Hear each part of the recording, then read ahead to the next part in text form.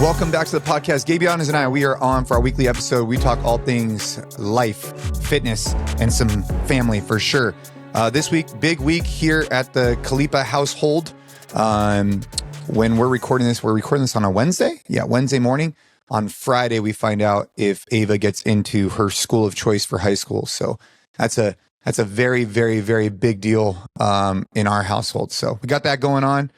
If you guys are listening, at this point when you're listening to it, we already know what happened. So hopefully what you'll hear on the show a couple days from now, or what you've seen online, is that, she got accepted into her school of choice and fired up for that. So that's what we got going on in this house. Good morning, Gabe. Good morning. I have a question. What is, if it's a big deal, what makes it a big deal? I'm curious, because for me, hearing that, it's interesting because I went to a high school that was super competitive. There was a test to get in. It was a big deal whether you got in or not. And the culture in the high school that I went to, then like the college process was like super high anxiety for people. It was crazy. Like everyone was like, you had to go talk to your counselor about the stress you were in. I didn't fall into that as much because my specific situation, like I was limited to where I was applying to anyway.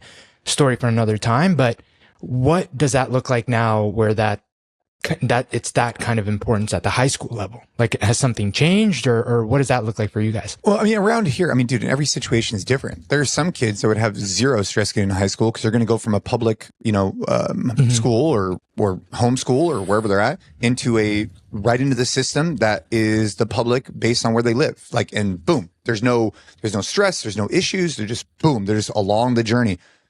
In our particular case, we haven't chose that journey, or she didn't, right? And she's chosen to apply to a private school. And around here, they're highly competitive. And, that's the journey that she wants. She feels super connected with this particular school. I'm extremely excited. I think it could be literally life-changing for her. I think it's going to be exactly where she needs to be. And something I'm thinking about a lot is like, if not her, then who? I've been thinking about that a lot lately, even with like the men's club and what we're doing with Train Hard. Like, if not me, then who? Like, if not us, then who? And with her, it's like, if not her, then who? She's the biggest advocate for the school. She's exactly who should be going there. And that's who they want. They want people who want to be there, who want to thrive. And so I'm super excited, man. It's nerve-wracking at the same time. So Friday, 5 p.m., they don't send it out until 5 p.m., dude. Why 5 p.m.? It's like, come on, man, just send it in the beginning of the day. Like, let's go. And so I want to pull on this thread because I remember when we answered the question of like caring if our kids go to college and stuff. Is there, do you think, more weight on what the outcome of this is going to be for you and Ashley, or for actually Ava? I think this is probably a bigger deal than I might change my opinion, but I think this is a bigger deal than even like the college stuff for me. Not because I care, oh, my daughter got into the school. That has nothing to do with my ego, my whatever. It's because I really feel like this is a great fit for her. And this is going to be something that's going to help her thrive. And it's what she needs in her life right now. And so that's the reason why I'm so emotional about it. Not because I want to be able to say, oh, my daughter got into this school. You know what I mean? Sure. And it brings up a good point that just when you think, as of recently, last, I'd say 6 months, I've seen a little change in Caden in particular, and Ava's definitely starting to grow. And it's I think as parents, you want to kind of navigate, you want to try and you want to feel like you're in control. But at the end of the day, man, it's their life and they're going to kind of evolve as they should. And you could just kind of influence, but once they're ready, they're going to be ready. And it's for Ava, it's this is where she's been called to. And so I just want to support her along that journey. And that's what happens Friday. And then with Caden, it's a whole nother thing, dude. He's kicked into this whole different gear. It's really interesting to see, because if I had forced it on him too early, it maybe would have done him disservice. As the last couple of months, I've just seen a big shift happen in him. That's happened organically, not because of me. So it just goes to show, as a parent, man, you want to try and do everything you can. You want to feel like you're in control. At the end of the day, you can just create these guardrails and they're going to make their own decisions. Plant seeds and then step away. Well, yeah, sure. dude. I think easier about this, said than done. Well, think about this. The last 6 months, it's been so weird. I told you we had big problems with video games, right? And Caden would start acting a certain way and whatever. Dude, a month ago, he's in that slump we were talking about from baseball. He's like, dude, I'm cold turkey video games. I'm not going to touch an iPad. I'm not going to go on any form of anything. And he just stopped. That's it. And instead of playing the video games, he's hitting off the tee because he's so pissed or whatever that he's in a slump. He's just in the garage hitting off a tee. And I didn't have to say anything. That just organically occurred. So I think it's just one of those things as a parent. Sometimes you just got to take a step back and like allow the journey to kind of flow. Because if you were to insert too early and start saying certain things, it might never have taken shape. So that's what I'm learning. Yeah. If you would have been like, hey, you're in a slump, no more video games, and here's your required time to go hit off the tee or go practice your skills because that's how you're going to get better.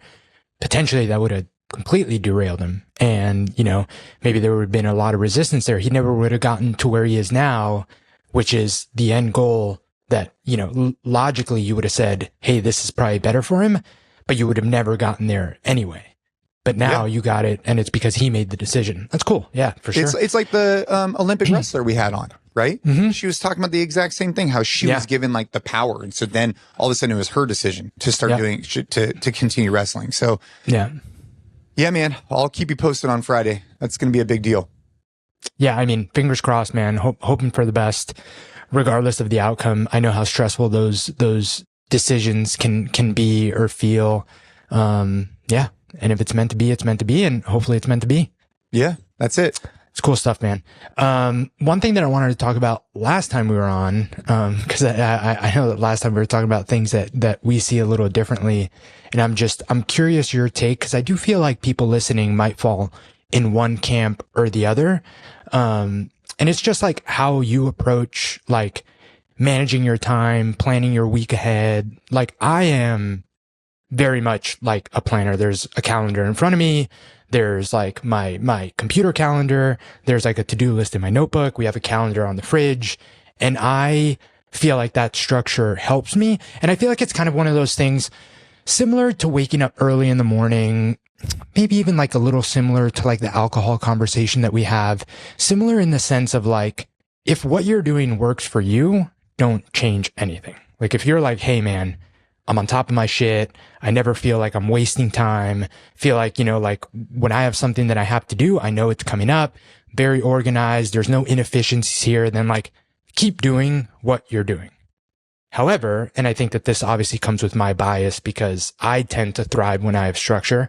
I think that most people would benefit from adding more structure to their day. And specifically when it comes to fitness and nutrition, and this completely plays off what we talked about on the podcast we recorded yesterday, which probably came out already. It was the home team episode with people saying like, hey, like, I don't have enough time to finish the session, so I have to like cut these rests short. Like, you have 10 more minutes, like 100% you have 10 more minutes. Like if I look at your screen time, if I look at like how you're organizing your mornings, if I look at like what you're doing right before you work out or right after you work out, like chances are you actually do have the time to do the full session as written. Now, with that being said, I do understand some people are very time constrained. Maybe they have to cut their session short, but all this to say that I think that fitness and nutrition really does come down to both time management and stress management. Like most people know that they need to work out. They know that they need to eat these things and avoid these other things, but they end up making non-ideal decisions because the day just kind of like completely catches up to them and they have to like, man, I didn't prep anything for lunch and I'm starving.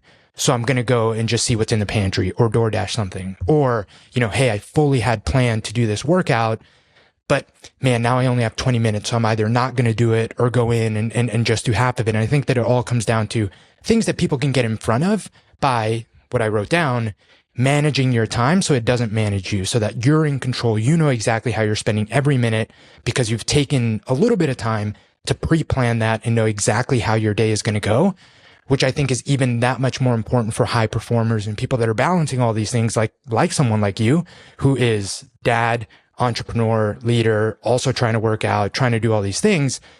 I think that many people in those situations, you can't afford to have a single minute of your day not pre-planned because you're going to waste it. It's going to be completely waste. So I guess where I would like to start is what has worked for you and what do you think is maybe still like an area of opportunity specifically when it comes to that, like managing your time? I think this is a difficult question because everybody comes to it with a different background depending on what they do for work. You know, I think that your job makes a big difference. Like if you're a firefighter, it's probably really easy in the sense to have structure in terms of like work and home, or if you have like a shift work, like you're on shift. For someone who's more in the digital world, it's hard because and maybe I'm not saying it's easy.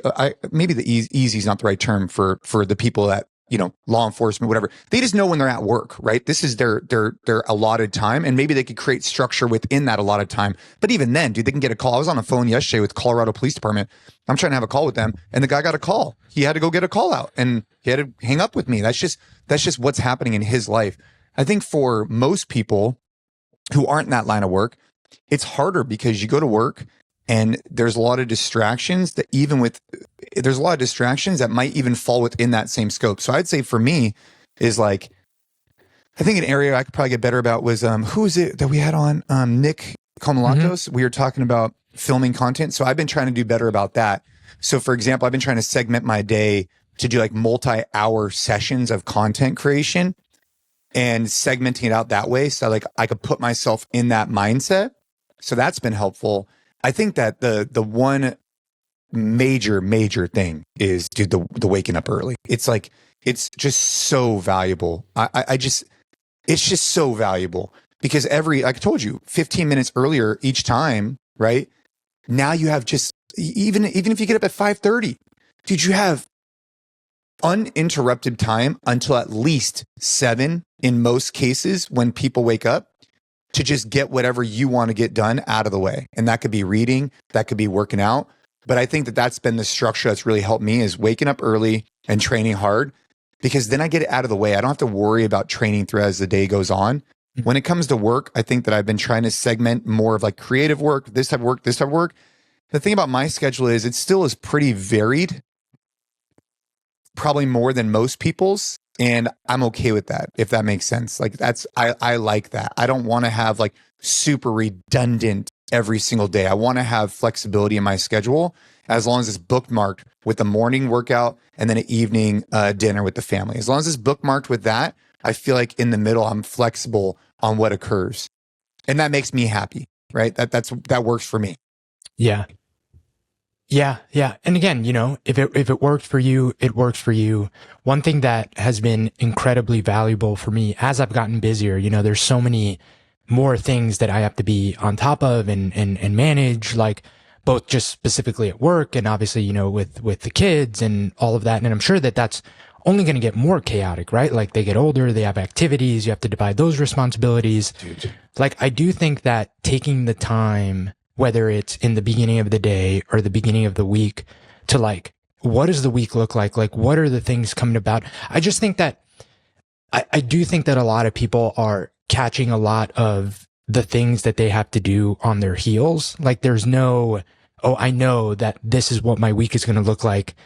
Also prioritizing, I think, is a thing that like has been super beneficial for me. Like knowing that, okay, these are the 3 or 4 things this week that I need to get done. It's not an option for me to push them to next week, period. Yeah. And that could be both on the work front, that could be on the family front. And like clearly delineating those has been very helpful, because I think that you also get to the point where like you can be super optimistic about how much you can get done in a week, but some things are going to have to get, you know, pushed to the left. And that's perfectly okay as long as you're being honest about like where they fall into the priorities. And I think that that's super important. But again, you know, tying this back to fitness and nutrition, I just think that if you're not taking the time to, hey, what do I have ready for lunch and dinner tomorrow? When am I going to actually take the time to have those meals? Because those being non-negotiables are so important.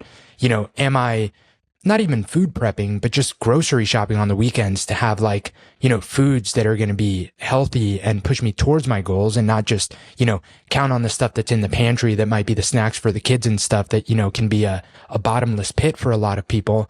I think that the time that you spend in the front end planning all of those things greatly benefits you and actually saves you a lot of time and headache down the line. And that's something that I would highly encourage for anyone that's just like looking for some way to improve and get the most out of their week. They've been huge for me, and they've all been changes that I've kind of had to make as they've been more moving pieces in my life, because it's pretty easy to be on top of your health, nutrition, and fitness when you don't have kids and you don't really have too much other things going on aside from like, well, I know I have my work responsibilities. That's pretty much it.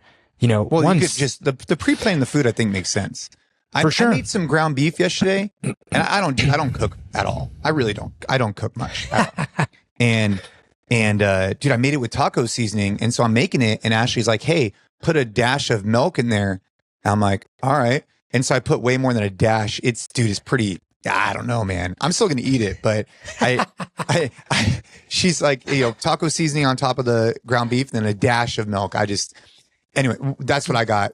As pre-planning though, you're right, man. Because like if you have that stuff, so for me, I have the ground beef and I have the rice, like the minute rice. So easy. It's so easy, and it saves you so much time if you pre-plan those things. And back to your point about like pre-planning with the week, I think communicating with your spouse is so important, because right now the hardest thing we have going on is taking the kids places, especially Caden. And I'm traveling. I don't travel as much as I used to, which is great. But I'm going to Texas soon, and it's hard for Ashley because she has to balance. She's also coaching volleyball, so she's coaching the kids volleyball, and then Caden has baseball every day for 2 hours from 5 to 7. It's just a crappy time. It's like 5 to 7 every day. So those are examples where you got to get together and say, hey, can we carpool? Can we do this? Can we do that? Jason, can you reach out to these people? So when I'm gone, I try and help out as I can with getting those things covered with the carpool, but it's not always easy. You got to pre-plan it, right? 5 to 7, dude. That's like, it's late. For sure. Do you guys do you and Ashley do any sort of like shared calendars or anything? We just share calendars. I mean, it's not that like we don't like, she has access to whatever she wants, but she sends invites for all the practices and all the games. Got it. So what she does, and this actually works out. This is like a I don't know if I'll call it pro tip, because shit, everybody's in the grind. But what we do is we create a calendar invite for all games, all practices, or all games in particular, and we invite our family to that calendar invite. So that's been a little bit easier than just like taking a picture and sending the schedule. We create calendar invites and just add our family members to it, so everybody's on the same page of when games are coming. So that's been a good like tip that I would recommend for anybody out there, especially, dude. I mean, we have some friends, Gabe. We have one friend that has 3 kids. Each one of them is in competitive stuff. So like hockey, dance. Dude, I'm telling you, like they have this like multicolored calendar just because all the kids are doing so many different things, and they have to have that shared calendar. Otherwise it just won't work. Do you think in general kids now are overscheduled? That's something that you hear a lot, and I'm curious because you're kind of like in it. I sent you that video the other day of, it's clickbaity stuff, but essentially the guy was saying that travel sports are ruining the American family. But it's all the criticism that comes from like the same school of thought that, it's kind of a keeping up with the Joneses of kids' activities and accomplishments, to where because everyone is doing travel team, piano, orchestra, SAT tutoring, this and that, it becomes this game of like, well, everyone else is doing it, like you have to do too, otherwise there's this pressure that your kid's going to fall behind. And next thing you know, you have the multicolored calendar where your kids are doing something every second of every day, and they're all positive things. Nothing is negative. They're like sports, and they're getting smarter, and they're on math team, and they're on this and they're on that. But the argument is that like, that's adding an incredible amount of pressure, and also just like completely digging into what used to just be like family and playtime, which serves an incredibly important role growing up. Everything is super, super structured. I remember in the Matheny Manifesto too, one of the lines that I love that he said is that, the biggest thing that's changed about baseball is that now, I forget how he worded it, but it was like, you never see kids play without a jersey on, without a uniform on. And that has killed like the genuine love some kids have for the game, right? Like it's always because they're trying to get on the travel team or the high school team or this team that's important. They're not just like, hey, you want to meet at the park and play for 2 hours? And what's the lost value in that? Well, I mean, my perspective on that is a little different. Like the kids at Caden School, they play baseball and wiffle ball every single break they have. Whether they're wearing a jersey, no jersey, it doesn't matter to them. They just want to play, right? I remember wiffle ball. Oh, so fun. Yeah, they just want to play. Yeah. Last night I was playing wiffle ball in the garage with Caden, and dude, they just want to play. So I don't know, man. I get what that guy is saying about the travel ball, and I think that's a really interesting thing. I think that my vantage point is skewed because we are blessed to live in a place where travel ball is local because we have such a dense so many population. opportunities to play. We have so many opportunities to play. Yeah. I mean, dude, I see teams come in on a weekly basis. There's a tournament this weekend. I see teams come in from all over the state, sometimes even from Hawaii, because Hawaii doesn't have that many places to play. So they come to California. It's the closest one for them, right? And I mean, now that is a whole different commitment. I mean, if you're traveling multiple hours, so lacrosse is a good example out here. There's not as many kids in our area that play lacrosse. I'm sure on the East Coast, it's much easier to find this. Where we're at, if you want to play lacrosse, you got to drive an hour or two, couple, maybe even more. Now, all of a sudden, that's a different ball game. But I do think, I don't know if the kids are over scheduled. Maybe in some cases they are. I think in my case, I think that structure is actually a valuable thing. I actually think that it's a tough balance. It's like this whole thing about playing tackle football, man. I was talking to a guy yesterday and we were talking about tackle football. And I was like, dude, we're just going to be parents about it. We're going to go, we're going to show up to practice. We're going to observe. We're going to be present. And if we think that there's anything that's going to be at risk for our child, we're going to address it. And it's the same thing. Like, are we over scheduling? I don't know. Let's take a step back. Let's look at it. And then if we are, we might need to back off some sports, And I think that that's a constant evolution. So I don't necessarily think that travel sports are killing the modern, I know that was kind of like a clickbaity thing. I think it's an interesting topic for sure, though, that you got to be aware of. Yeah. And I think that like the benefits come from being honest about, because every decision there's pros and cons to everything. Yeah. Right? Like there's an opportunity cost to all the time kids are spending in these activities that at least should be acknowledged and you should be aware of. Because I think that one thing that I know for a fact, because I know you well and I've spent a lot of time around the kids and around the family, like for a family like yours that is so intentional about the time that you guys are spending as a family, I think that because that is there, then they should be doing all these other activities because you guys are so intentional about like dinner every night, about, like going on trips, about, spending the weekend. Like you are maniacal about getting back home and spending time with the kids. I think that is what is required to then have travel sports be a very beneficial and balanced part of what the kids are doing. On the flip side, if these kids are spending all this time in other activities and doing other things, and the time being spent at home with family isn't intentional or it's not being prioritized, then I think that that's where you get to a point where it's like, okay, something's clearly missing here, right? So I think that that's I think an important part of the conversation because it's the balance that's important, not necessarily, hey, this is a bad thing or a good thing for kids. Yeah, I mean, because there's so many pros and cons to everything. I mean, dude, I'm telling you, you learn a lot in sport, man. You learn a lot in sport. And, a lot of times when people are home, you have to be intentional to your point, because otherwise, if they're just like in other rooms, then it just kind of takes away from what the heart of what you're trying to accomplish is. So I think just being aware of that is really, really important. That's something we're constantly, this summer, we're trying to do a road trip. So Yeti has me going out to Montana for a bow thing. And we're going to road trip out there because this is probably gonna be the last time. I'm not that last time, but like you talk about, you only have so many summers. Dude, Ava's 14, Yeah. Bro, how many more summers do you have? Like we might as well road trip for a week or two. We've never done that before. So that's a good example. You guys going to rent an RV? No, we're not going to rent an RV. Now that you bring it up, maybe, a Sprinter van might be a good idea. I didn't think about an RV. I just thought we'd just rent a Suburban or just take the truck. Just take the truck and stay along the way. Yeah. Huh.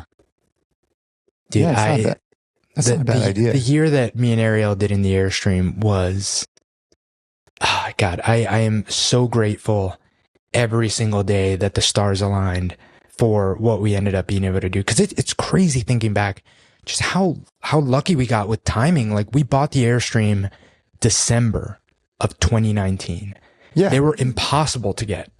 once the pandemic happened and everyone decided they wanted to do it, we got it like at the right time. And man, I'm telling you, traveling coast to coast, and not like, hey, I'm trying to get from the West Coast to the East Coast as fast as possible, but we did it across like, maybe it was like 4 or 5 months.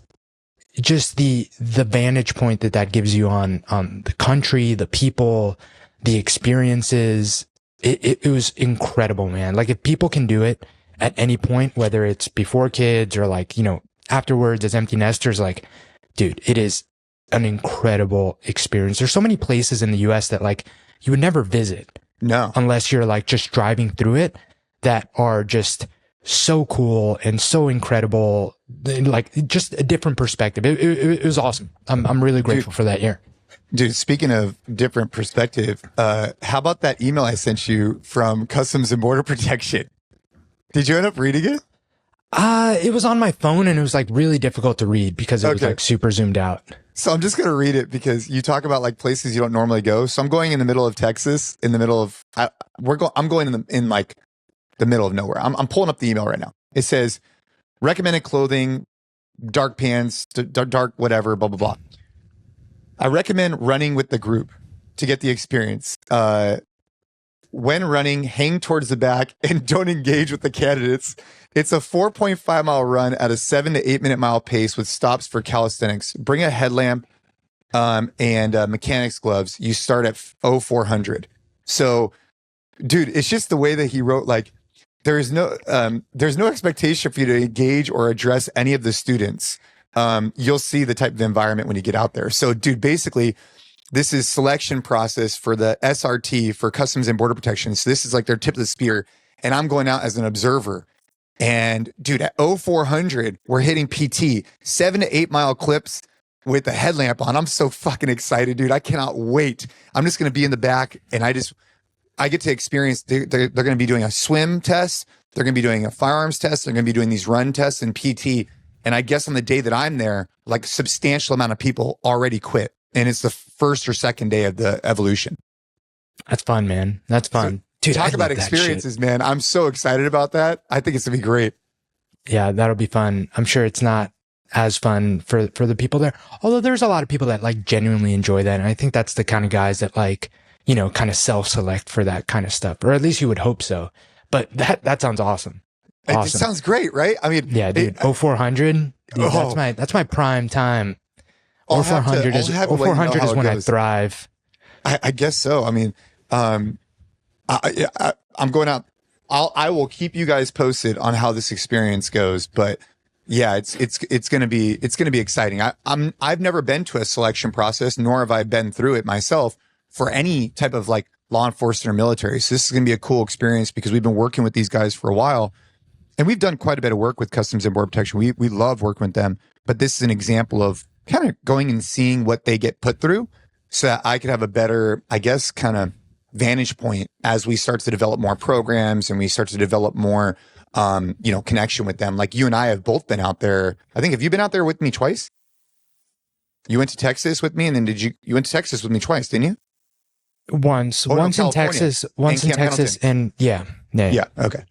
So that's what we got going on. Tell me about this Andrew Schultz comedy special. I only saw an ad for it on, on Netflix. I think Ava was, I don't know what she was doing. I saw the Andrew Schultz. I just saw like a 2-second clip of him talking about, maybe not 2 seconds. It must be like 30 seconds of him talking about filling up the like a bottle with like sperm. And he's talking about it. And he's like, the line is up here.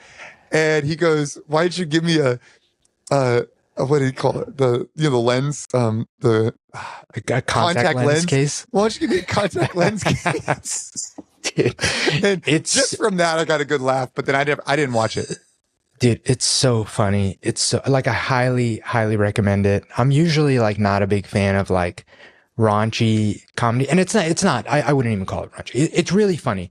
Here's the thing about the special is it's not like fully hour of stand-up. It's more of like a one-man show kind of thing because it's all about the story of him and his wife struggling to get pregnant and then going through IVF. And Oh. he does. So that's the entire special is that story.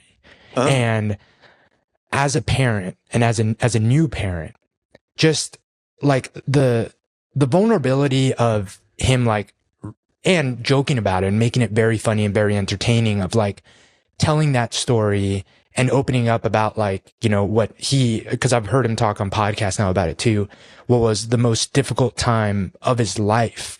And then obviously, you know, without spoiling anything, but this has come out, they obviously, they had their baby. You get to the end and just like, dude, like me and Ariel were crying at the end, not because it was funny, just because it's like, it hits so hard to imagine something that like is easy for you to take for granted if you haven't gone through any sort of like difficulty having what is like the most life-changing like thing that could ever happen to you. Like me becoming a dad is the best thing that's ever happened to me. And to imagine wanting that and feeling like you either weren't meant for that to happen to you and having to like go through all these hoops and like constant, like that didn't work. And then finally like having it come true for you. Oh, dude, it was like such a roller coaster of emotions. And I think anyone that is a parent would like genuinely appreciate it. And I think that it like, he does a really good job at this like vantage point, because again, without, you know, spoiling too much, what they found out was that it wasn't her issue, it was his issue. Oh, okay. And so that also opened it up for him to like joke around about it, because he would never joke around about, you know, this being something that's his wife's issue. But you know, he felt very comfortable talking about it being his issue. And I think that, like, you know, we talk about this a lot, like there's all sorts of different issues that men are dealing with. And I think that one of the things that we as men don't do a good job of is like sharing that and opening up about it.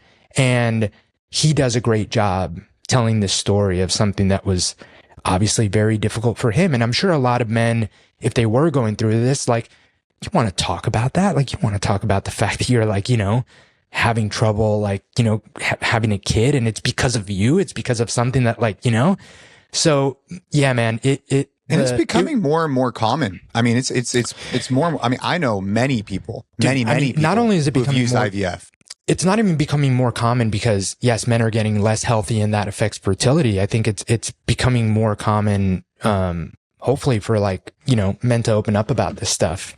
Because I can't imagine how difficult it is. We're very blessed that, you know, we didn't have difficulty, and we did go through I've mentioned this to you. I don't know if I mentioned this on the podcast, but first time Ariel got pregnant, we actually, she had a miscarriage. I mean, that was incredibly difficult, but I can't imagine, you know, having to continue through that road time and time again, which is kind of what he goes through. It's tough, man. So anyway, he does it in such a good way. It's really funny. And I just think that, like, for me, it just gave me like such an immense amount of like gratitude for, you know, the blessing that is to have kids. And, yeah, he does a really good job opening up about it. I highly recommend it. Highly recommend it. I wasn't expecting you to say that, so I will go check it out, because I thought it was just going to be like a comedy special. And like, I like a, you know, like, dude, like I'm an Adam Sandler fan. So like Ashley and I, this is a little while ago, we watched like a 45-minute thing that he did, and because I just like Adam Sandler. I think he's like the most unique Hollywood guy ever. And he's so good. He's so funny. He's so funny, and he's just been around for so long, and I love what he's about, right? But dude, speaking of like the men stuff, we had I mean, you know, we had a social post, I think, pop off and go, I think you'd call it go viral, right? Like, I mean, I think it has like 700,000. Yeah, it did really well. It has 700,000 views on it. It's got 50,000 likes. It's got 15,000 shares, and it's about the men's club. And I was shocked that one in particular has gone as viral as it's gone. Why were you shocked? Because it wasn't like your typical viral click thing. It just wasn't to me. Like, it didn't start off with like a crazy hook, but it told a story. And I think that's why people have been on it. You know, I think it's because it opened up with me drinking coffee at 5:30, and I just kind of tell a story about the men's club, something I do every single week and I've been doing for years. And it's been very, very rewarding in a world of social media that anytime that a post I've seen goes like quote unquote viral, inevitably it turns into a bunch of crap in the comments. Like it just happens every single time. And in this particular case, it really hasn't. And it's been really, really cool to see the feedback. It's been very reassuring and exciting for me. So if you guys were listening to this podcast and you were one of the people who liked it and shared it, I appreciate you very much because you're spreading that particular message. And we have plenty more coming up in terms of what we're doing with our new app that I think is just going to be game changer. Like game changer, game changer. So what you're saying is that only negative stuff goes viral? No, I'm saying, wait, no. When did I say that? No, going viral, like normally, like it wasn't a type of post I was expecting that was going to go viral. Not because it was negative or positive, just like how slow it ramped up. But I think it went viral because it tells a story. And I think it's timely. And I think people want to see more of this. So like for all those reasons, I think it went viral. Yeah, I mean, I think what you're doing in the Bay Area is awesome, man. I've seen it, witnessed it in person a couple times, and I can only imagine the impact this has had on the guys that get to go there on a regular basis. And yeah, I mean, dude, it's so simple to start something like that, and I hope that more people do, because there's so much value in working out with other guys and just getting together. And it doesn't have to be within the four walls of like a gym. Doesn't have to be, super complicated. Doesn't have to be like a specific programming that you're following. It's just kind of like getting together, doing something physical. But yeah, man, and super most cool. Most of those guys now are using our training programs, which is exciting, and following the Train Hard 5. I think we're gonna continue to develop that even more and more. But it's like the proof is in the pudding. We take a picture at the end of each event, with like 50 fit dudes, and they're using our programs. That's the bottom line. They're using our programs, they're following our charter, and they're showing up every week to train hard. And what we're releasing in a couple of days, when this podcast goes up in a couple of days, we will be launching a brand new elevated version based on your guys' feedback of the app. And if you've been a longtime listener of the podcast, if you align with our vision of training so you can protect and provide, there's no better option than what we're about to put out. Like, this is the culmination of a lot of work, a lot of effort, a lot of time, a lot of listening to provide a solution that we believe will actually cause an impact because of the community engagement, because of the daily videos, because of the type of programs we have, because of the nutrition protocols we've embedded in this. Like, if you've been on the fence about joining anything we have to do with Train Hard, and you're on this same path we are, right now is the time. There is no better time in your life than right now to join what we're doing, because it's going to make a huge impact on you, just like it has on many other men.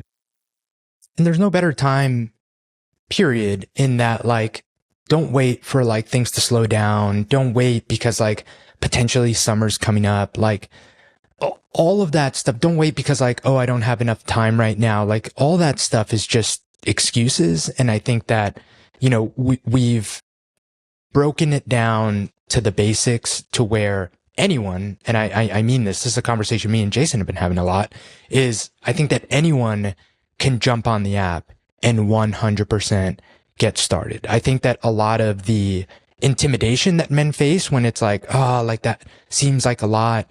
I mean, and I'll speak for Flex because I author that program. Like, it's a great place to start, because if you follow that program and you just keep the weights conservative and, do 2 sets instead of 3 in the beginning, like there's nothing about that a like even true beginner or someone that's been out of the game for months, whether it's due to injury or just life has gotten in the way, can't use that to ramp back up. Like, what I love about hypertrophy and bodybuilding style training is that we're not asking you to do anything for time.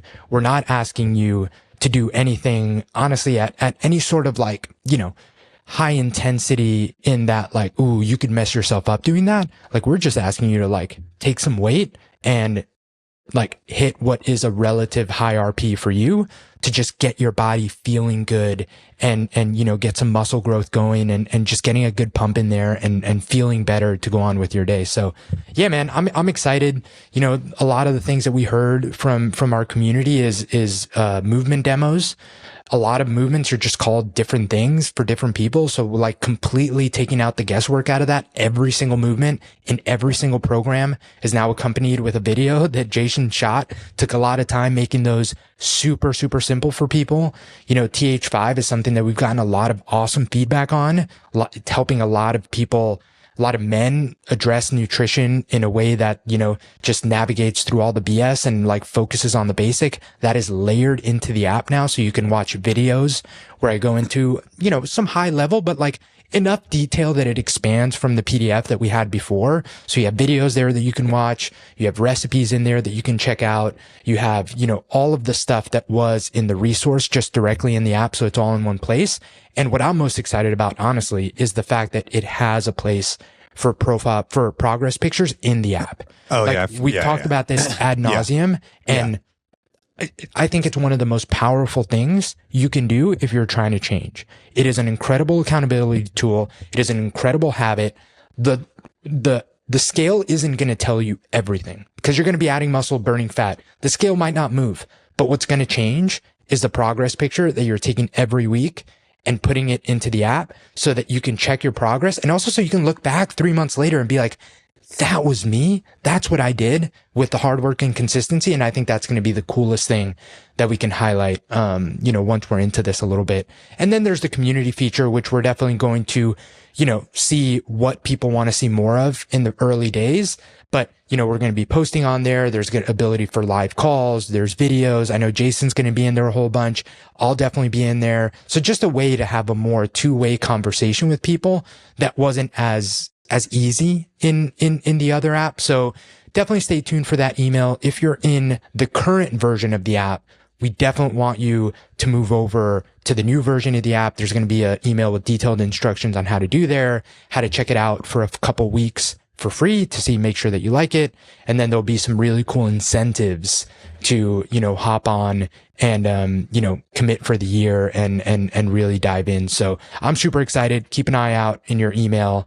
And, yeah, that information should be coming out. If this is coming out the 24th, probably the day right after, or, you know, 2 days after, to everyone that's currently on our app or has ever purchased a training program. So super excited to get that out.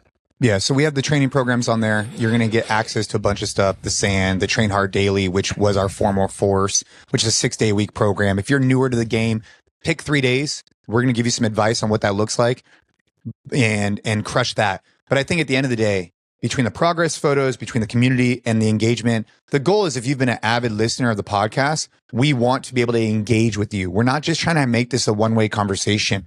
We want to have a two-way conversation. We've been trying to do that through the newsletter. You know, when you respond in the newsletter, it is me that responds back to you. The heart of what we've been trying to do is get dialogue occurring, because that's the only way we're going to level everybody up, including ourselves. So that dialogue now is not only going to take place in the newsletter, it's going to take place in the app. So if you're like, hey, look, I'm locked in on these training programs, got it. This community, dude, hell yeah. I want to be an anchor for you guys where if you're feeling unmotivated, if you're feeling uninspired, you go into the app, and we start a conversation, and it's this anchor that just gets you through that following week or that day or whatever it is that you might be in a slump. And that's going to be a piece of what we're really trying to accomplish here.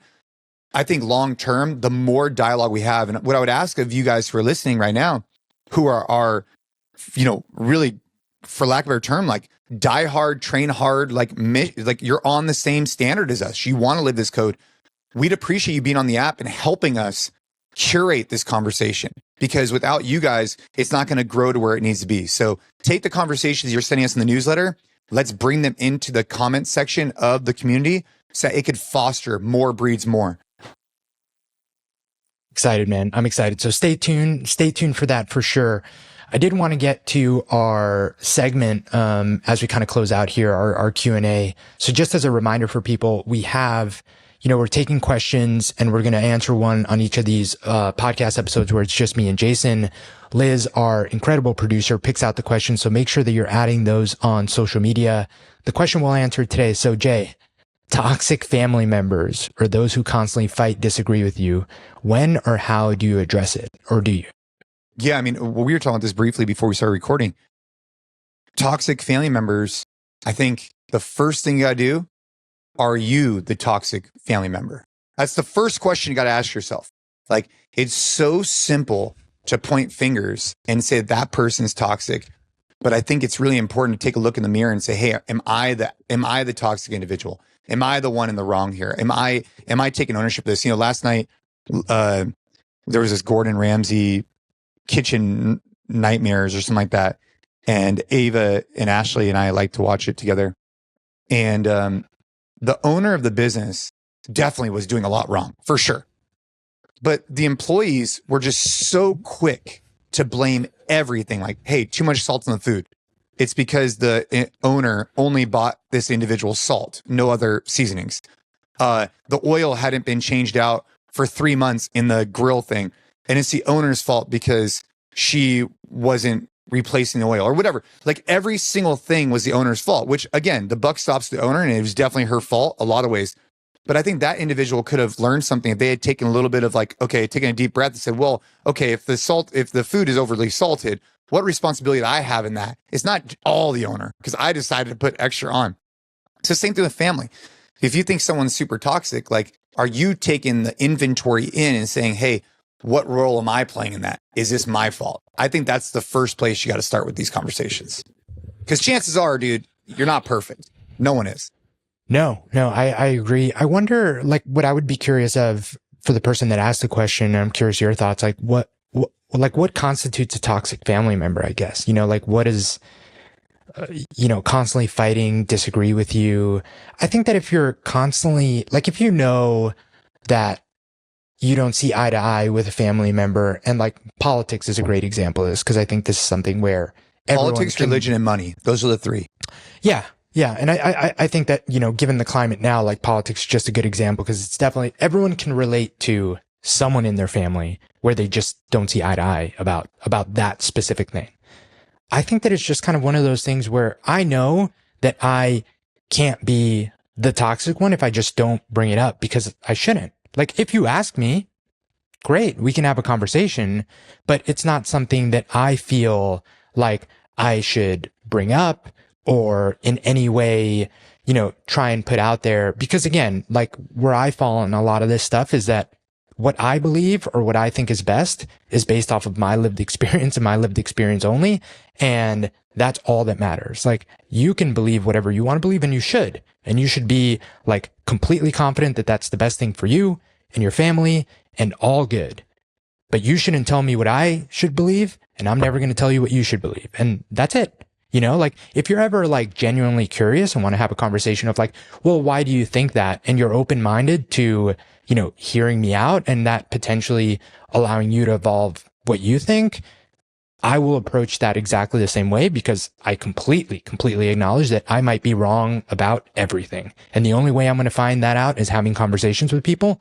But I think that at the end of the day, the safest way to make sure you're not the toxic family member, it's just like, live and let live, man. Like, make the decisions that are best for like your family and your unit, and like whatever anyone else believes or think is best for their family and their unit. Like, great. I'm really, really hoping that works out for you, genuinely. And that's it. That's kind of the end of it. I think that where a lot of this stuff comes from is the constant, like, unsolicited advice and unsolicited, like, opinion on stuff. It's like, that to me is what I would define as toxic. And then, like, it's pretty easy to make sure you're not the toxic one if you're just not the one giving the unsolicited advice. And then, when and how do you address it? I think it's just, to me, it's just nipping it in the bud with like, thank you, but this isn't something that, I want to talk about, or this isn't something that, like, I'm open to discussing with you, period. And that might sound harsh in the beginning, but just nip it in the bud. And then if it continues to come up, then it's just something where at least you've tried to nip it in the bud. Yeah, dude. I mean, one thing that Ash and I try and do is if we see something like something in the family, we will not talk about it, right? Like, we won't bring it up. Like it will do no good. But what we try and do is her and I try and have a discussion. Hey, why do you think that's happening? Like, what do you think what do you think occurred that enabled that type of behavior? all these years later? What can we learn from that so we could start incorporating what we believe is a different path for our children as an example, right? Like, so let's just say you see someone, I don't know, we'll use money, right? Someone who isn't independent, or I don't know. There's so many things you could think about that you start asking, hey, how did that situation occur? What do we like about it? What do we not like about it? What can we do for our own family? If we see an issue, how do we address that for the future for our children is really what Ashley and I talk about. And then for ourselves too. And I think we could learn from it privately, but I don't think that's something we need to, quote unquote, bring up, because to your point, it's not going to go well. It's going to go bad. And it's none of your, some would say it's none of my business, right? They could do what they want to do and we could do what we want to do. And I think the way you don't become that toxic person is you don't assert yourself. And I guess that just is what it is. And it's hard, especially with people you care about, but that's the best path forward, I think. Well said. 100%, man. Dude, there is right now in my life 3 people who I care about their opinions of me and that I'm like invested in the decisions that I make that impact them. 3. It's Ariel and my 2 kids. That's it. That's the end of it. Period. Like even my parents and my sister. Like I have no problem saying that stuff is now has to be secondary, because there are things that they would do differently and that they've definitely voiced opinions on. And I have a great, fantastic relationship with my parents where like my mom will always honestly tell me her opinion and we'll talk about it once and then it's like sealed and that's it. But I think that like having kids has made that just so black and white for me. And it's such a like weight off your shoulders when like, dude, I couldn't. And again, I say this, obviously there's always a part of you that does care a little bit what other people think. And that varies from person to person. But at least for me, man, like having kids has changed it to a great degree where like Ariel and my 2 kids, they're happy with what I do, with how I carry myself, with how I show up, with the things that I say and the things that I believe. Nothing else matters, period. Yeah, I think that, and I do think it's important to keep an open mind, have conversations with people you care about, right? Like you're saying with your mom, and then incorporate those type of things. Because again, if you just live in this, like the more diverse you can get of ideas and concepts around you, I think that's always going to be a better thing. And then you can decide how you want to implement them and if you want to implement them. But I think that, especially being here in California in the Bay Area, and then as much travel as I do to other parts and much connection we have through the podcast, I think that that's one of the blessings that we get is we get a lot of, and some would say that in on the podcast, probably quite a few people have similar views, but the people we have around here don't. So I'm trying to expose myself to as many viewpoints as possible before making like decision-making process. But yeah, to your point, like as long as you're showing up for your kids and your wife and you're having good collaboration and good discussions, nothing else really matters. Yeah. And I think that, to your point, that's not to say not being open-minded to other people's opinions and other stuff, but it's what I've said in the past, man. Like I love the saying, strong beliefs loosely held. I have very strong beliefs about a lot of things. And if Ariel or at some point my 2 kids were like, in some way like, hey, I don't like the fact that that's what you think about that thing, that would deeply impact me. But I'm still incredibly open-minded to having a conversation with someone about like, hey, I think differently about this because great, let's have a conversation. That's not what I'm saying. What I'm saying is that like, in terms of, judgment and like, oh, I don't like that. There's zero interest in other people's opinions of how I think about things. I'll listen to why I might be wrong about something, but zero care about their opinions of how I think about things. The only people I care about is what my wife thinks and my 2 kids. That's it, period. And as I get older, man, their opinions, like they'll start to shape and they'll share with you their opinions. For sure. And Ava will tell me straight up, hey, I don't like it when you do this, or like, hey, this makes me feel uncomfortable, whatever it is. Cause like, I've always tried to like hold her hand and like, that's like, she's like, no, like, and she'll voice her opinions. And when she speaks, I listen. To your point, like I have to. Otherwise, what are you going to do? You're not going to create a wedge in between that relationship. It just won't happen. Yeah. I like the question, but I think you got to reflect on, what role that person's taken in it. I think it's really easy to say, oh, there's a toxic person in the family. Well, dude, first thing is like, are you the toxic person? Are you the person that's always trying to stir up stuff? Are you the one that's talking drama and bringing stuff up? Like, if that's you, you gotta calm down. You gotta stop that.